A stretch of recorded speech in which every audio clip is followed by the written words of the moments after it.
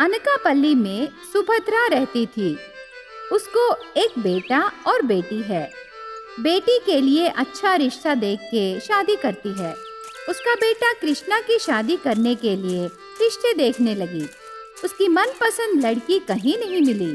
एक दिन बेटी घर आकर माँ से ऐसे कहने लगी, माँ, अच्छे अच्छे रिश्ते आ रहे हैं। दहेज देके शादी करने के लिए बहुत सारे तैयार हैं। इसीलिए तो जल्दी से भैया की शादी कर दो माँ। तब सुभद्रा ने, मुझे पैसे नहीं, मेरी बात सुनने वाली बहू चाहिए। भोली लड़की आने से वो हमारी बात जरूर सुनेगी। उसकी बात सुन के बेटी शॉक होकर, अरे माँ, कैसी पागलपन है तेरी, कुछ समझ में नहीं आता। ये पागलपन नहीं है बेटी, जब तेरी बहू आएगी ना तब तुझे पता चलेगा सही क्या है। ठीक है माँ, ऐसा रिश्ता मेरे रिश्तेदारों में रहने से मैं खबर करूँगी। अब मैं चलूँ? ऐसे कह के चली जाती है। थोड़े दिन बीत जाते हैं। सुभद्रा बहुत ढूंढ के राधा नाम की एक भोली लड़की को सेलेक्ट करके कृष्णा से शादी करती है। राधा श्री कृष्ण जी की असीम भक्त है। बचपन से ही उसे श्री कृष्ण जी बहुत पसंद हैं।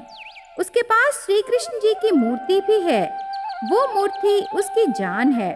उसकी शादी होके पति का नाम भी कृष्णा रहने पर वो बहुत खुश होकर पति से, सुनिए ना, मैं श्री कृष्ण जी की असीम भक्त हूँ। आपका नाम कृष्णा और मेरा नाम राधा, हमारे नाम अच्छे से मिल गए ना। भगवान श्री कृष्ण ही हम दोनों को मिलाए ना। ऐसे राधा कहती है। कृष्णा उसकी भोली बातों को सुनकर, सच राधा, हम दोनों को तेरे श्री कृष्ण जी ही मिलाए। और एक बात, ये मूर्ति मेरे पास मेरे बचपन से है, इससे आपको कोई ऐतराज नहीं है ना? नहीं नहीं राधा, यहाँ तुम अपनी मर्जी से रहो। ऐसे परमिशन देता है। राधा ये सोचकर बहुत खुश हुई कि उसका पति बहुत अच्छा है। ऐसे थोड़े दिन बीत जाते हैं। सुभद्रा जैसे सोची वैसे ही भोली बहू आई। राधा उसकी सास की हर बात मानकर घर का पूरा काम करती है। शादी होके 2 साल हो जाते हैं, फिर भी राधा को बच्चे नहीं होते। उस वजह से सुभद्रा को डर शुरू होता है। उसके बारे में बात करने के लिए बेटी को फोन करती है। मुझे तो डर लग रहा है कि इस घर का वारिस आएगा कि नहीं। ये अभी तक माँ नहीं बनी बेटी। तेरी मनपसंद भोली लड़की को ढूंढ ढूंढ के लाई ना, अभी देखो क्या हो गया। एक बात बोलूं माँ, वो सब काम छोड़ के श्री कृष्ण की पूजा करना ही उसका काम है। तू भैया से बात करके उसे किसी अच्छे डॉक्टर को दिखाने को बोलो माँ। हो सके तो श्री कृष्ण की मूर्ति उससे दूर करना। हाँ बेटी, तू सच कह रही है, मैं वैसे ही करूँगी। ऐसे कह के वो फोन कट कर देती है। थोड़ी देर बाद कृष्णा आता है। बेटा, तुझसे एक बात कहना है। हाँ माँ, बोलो। तेरी शादी होके 2 साल हो गए, अभी तक बच्चे नहीं हुए। डॉक्टर से मिलो बेटा। अगर राधा को बच्चे नहीं होने से मैं तुम्हारी दूसरी शादी करूँगी। राधा वो बात सुन के बहुत डर जाती है। कृष्णा माँ पर गुस्से से, माँ, तुझे दिमाग है कि नहीं? बच्चे नहीं होने से दूसरी शादी करो? पागलों की तरह सोचना बंद करो माँ। ऐसे कह के वो कमरे में चला जाता है। राधा श्री कृष्ण जी के पास जाकर, हे कृष्ण, जल्दी से मुझे एक बच्चा दो, वरना क्या होगा, मुझे डर लग रहा है स्वामी। ऐसे प्रार्थना करने लगी। उस दिन के बाद बेटा उसकी बात नहीं मानने पर सुभद्रा को बहुत गुस्सा आता है। ये सब उस लड़की के वजह से ही है। आज से उसे और ज्यादा सताने से वो घर छोड़ के भाग जाएगी। तब मेरा बेटा मेरी बात जरूर मानेगा। उस दिन से सुभद्रा बहू को हर एक विषय में डांट कर बहुत सताने लगी। फिर भी बहू कुछ नहीं कहती और सहती रही। तब सुभद्रा ने, इसे ऐसे नहीं, इसकी मूर्ति जो है वो दूर करना है। तब बहू काम करते समय श्री कृष्ण जी की मूर्ति लेकर घर से दूर जाकर नदी में फेंक देती है। कमरे में रही मूर्ति दिखाई नहीं देने पर बहू घर पूरा ढूंढने लगी। उसे कहीं भी दिखाई नहीं देती और रोते हुए सो जाती है। उस दिन सवेरे श्री कृष्ण जी की मूर्ति राधा के टेबल पर प्रत्यक्ष होकर, राधा, तुम चिंता मत करो, मेरा आशीर्वाद तेरे साथ है, तेरी सारी परेशानियां दूर हो जाएंगे। ऐसे सपने में सुनाई देता है। वो ऊपर उठ के देखने पर श्री कृष्ण जी की मूर्ति सामने दिखाई देती है। उसे देख के राधा आश्चर्य होके भागकर जाके मूर्ति को हाथ में लेती है। हे कृष्ण, आप यही हो? आप दिखाई नहीं देने पर मैं बहुत परेशान हो गई। कहाँ चले गए स्वामी? ऐसे मूर्ति से बात करती है। तब सुभद्रा आके देखने पर श्री कृष्ण जी की मूर्ति दिखाई देने पर वो डर जाती है। इतने में राधा को वॉमिटिंग्स होते हैं। सुभद्रा डॉक्टर को घर पर बुला के चेक कराती है। डॉक्टर ने कहा राधा प्रेग्नेंट है। तब सुभद्रा और बहू बहुत खुश होते हैं। राधा पति को फोन करके ये बात बताकर बहुत खुश होती है। सुभद्रा बहू की असीम भक्ति देखकर श्री कृष्ण जी से माफी मांगती है। बहुत पहले एक गांव में सुप्रजा और स्नेहा नाम के गरीब सास बहू रहते थे।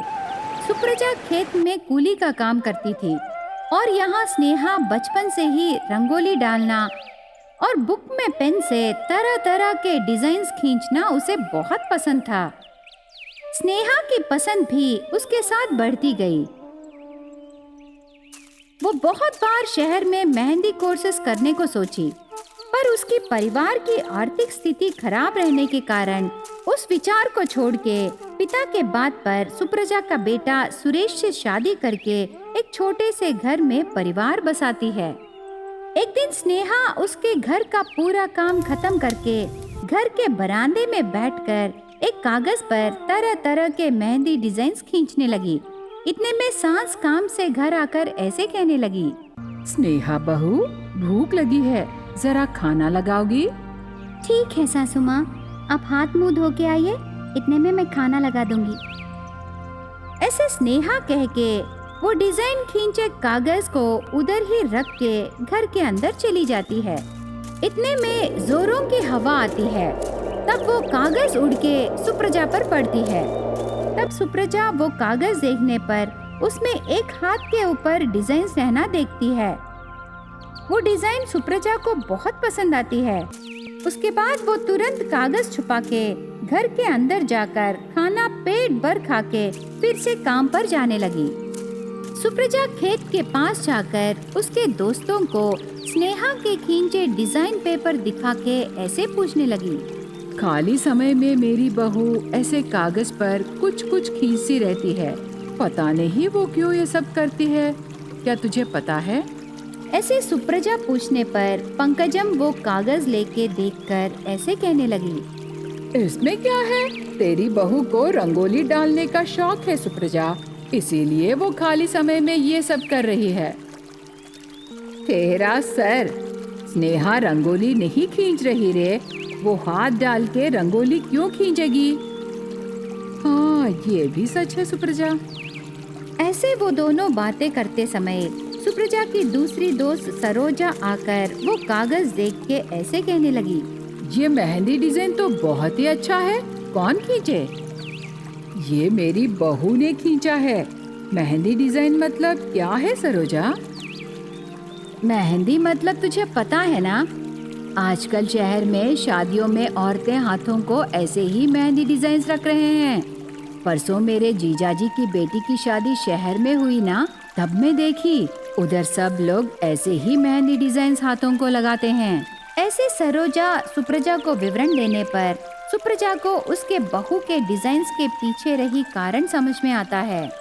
वो काम खत्म करके सीधा घर नहीं, उसके गांव के पास रही शहर को जाकर एक मेहंदी कोन खरीद के स्नेहा को देती है। मेहंदी ये आपको कौन दिए सासू माँ? कोई नहीं दिए बहू, तेरे लिए शहर को जाकर मैं ले आई। थैंक यू सो मच सासू माँ।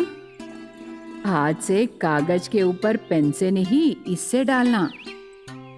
मेहंदी है ना, तो कागज पर क्यों सासू माँ? हाथ पर रखने से बहुत अच्छा रहेगा। आइए पहले आपके हाथ को लगाती हूँ। मुझे क्यों बहू, काम पर जाती हूँ ना। काम पर जाने से मेहंदी नहीं लगाना क्या सासू माँ? वो कुछ नहीं होगा, आज मैं आपके हाथ को मेहंदी जरूर लगाऊंगी।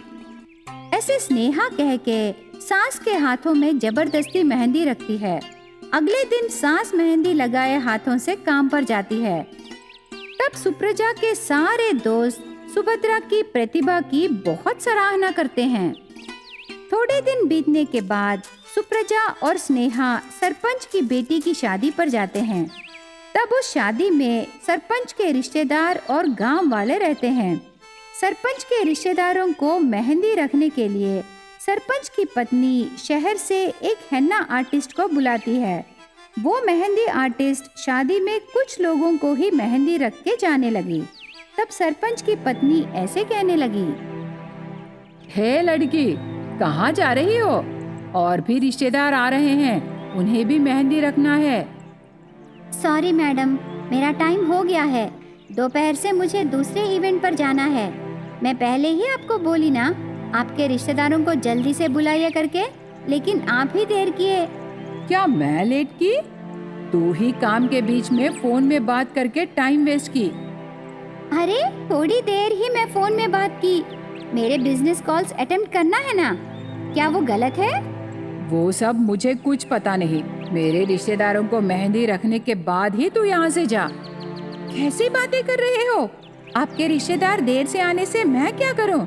Sorry, I can't do anything. ऐसे वो हेन्ना आर्टिस्ट घमंड से जवाब देकर वहाँ से चली जाती है। तब सरपंच की पत्नी को क्या करना है कुछ समझ में नहीं आता। थोड़ी देर में लड़के के रिश्तेदार आने वाले हैं। सारी व्यवस्थाएं ऐसे अधूरी रहने पर इज्जत चली जाएगी करके टेंशन होने लगी। तब सुप्रजा उसके पास जाकर, मेम साहब, आप गलत ना समझो तो मेरी बहू मेहंदी रखेगी। क्या तेरी बहू मेहंदी रखेगी? ये त्योहारों में डालने वाली रंगोली नहीं है। क्या तेरी बहू इसका कोर्स की? मेहंदी कैसे रखते हैं कम से कम देखी क्या? जाके खाना खा के जा, मेरा सर मत खा। ऐसे सरपंच की पत्नी कहने पर बहू का टैलेंट उसे दिखाने के लिए सुप्रजा उसके हाथों की मेहंदी को दिखाती है। तब सरपंच की पत्नी शॉक होकर स्नेहा से उसके रिश्तेदारों को मेहंदी रखने के लिए कहती है। उस दिन सभी रिश्तेदार स्नेहा से मेहंदी लगाकर अच्छे मेहंदी आर्टिस्ट को बुलाए कह के सरपंच की पत्नी की सराहना करते हैं। उससे सरपंच की पत्नी स्नेहा से थैंक्स कह के पैसे भी देती है। उन पैसों से स्नेहा शहर में मेहंदी बिजनेस स्टार्ट करके पैसे कमाकर सास को अच्छे से ख्याल रखने लगी।